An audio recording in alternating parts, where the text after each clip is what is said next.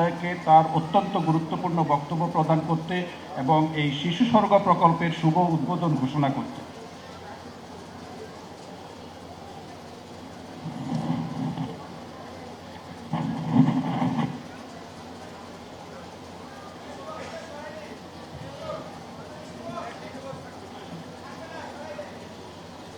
বিসমিল্লাহির রহমানির রহিম। সম্মানিত সভাপতি কামরুজ্জামান চৌধুরী, সচিব স্বাস্থ্য ও পরিবার কল্যাণ মন্ত্রণালয়, সম্মানিত প্রধান বক্তা doctor M A Mohit MP, মাননীয় প্রতিমন্ত্রী স্বাস্থ্য ও পরিবার কল্যাণ মন্ত্রণালয়, মাননীয় প্রতিমন্ত্রী মিস ফারজানা শারমিন এমপি, মাননীয় প্রতিমন্ত্রী মীর শাহ আলম, মাননীয় প্রতিমন্ত্রী জনাব জুনায়েদ সাকি,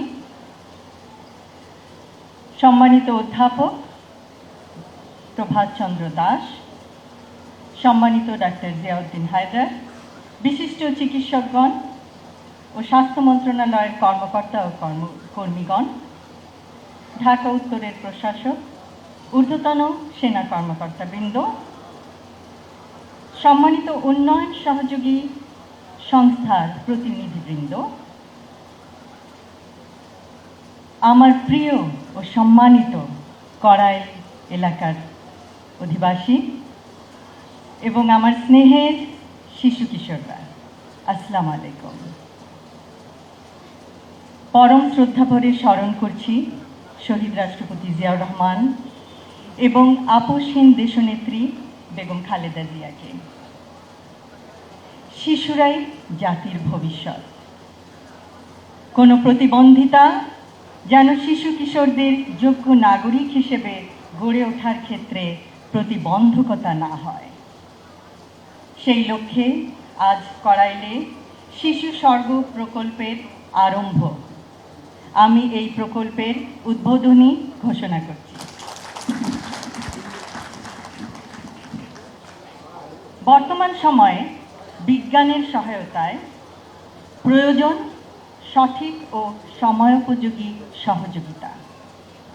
নির্দিষ্ট সময়ে চিকিৎসা প্রদান করে বিশেষভাবে সক্ষম শিশু কিশোরদের সুপ্ত প্রতিভা বিকাশ সম্ভব।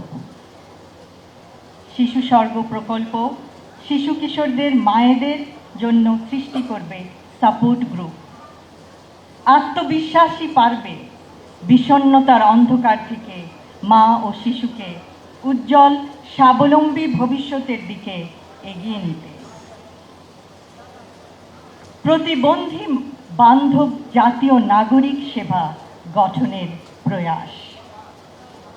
আমরা কিছুক্ষণ আগে শুনলাম বাসে, ট্রেনে, লঞ্চে বিনা ভাড়ায় প্রতিবন্ধী ব্যক্তিদের যাতায়াতের বিধান করা হবে। ইনশাআল্লাহ, a disability-friendly national citizen service will pave the way for a better and brighter future for all. শারীরিক বা মানসিক প্রতিবন্ধকতা যেন সুস্থ থাকার অন্তরায় না হয়, নিশ্চিত করতে হবে সবখানে তাদের সহজ প্রবেশাধিকার এবং মর্যাদা। সবশেষে আমি শিশু স্বর্গ প্রকল্পের সাথে জড়িত সকল সদস্যকে জানাই আমার আন্তরিক ধন্যবাদ। ধন্যবাদ জানাই স্বাস্থ্য মন্ত্রণালয়ের এবং স্বাস্থ্য অধিদপ্তরের সকল সদস্যকে, যাদের অক্লান্ত প্রচেষ্টায় আজকের এই আয়োজন সম্ভব হয়েছে। আমরা আশা করব প্রতিটি শিশু সে বিশেষভাবে সক্ষমতা লাভ করলেও সে হবে তার পরিবারের জন্য, সমাজের জন্য, দেশের জন্য অনুকরণীয়, অনুসরণীয় এবং অনুপ্রেরণা দিবে সবাইকে। ধন্যবাদ সকলকে। আল্লাহ হাফেজ।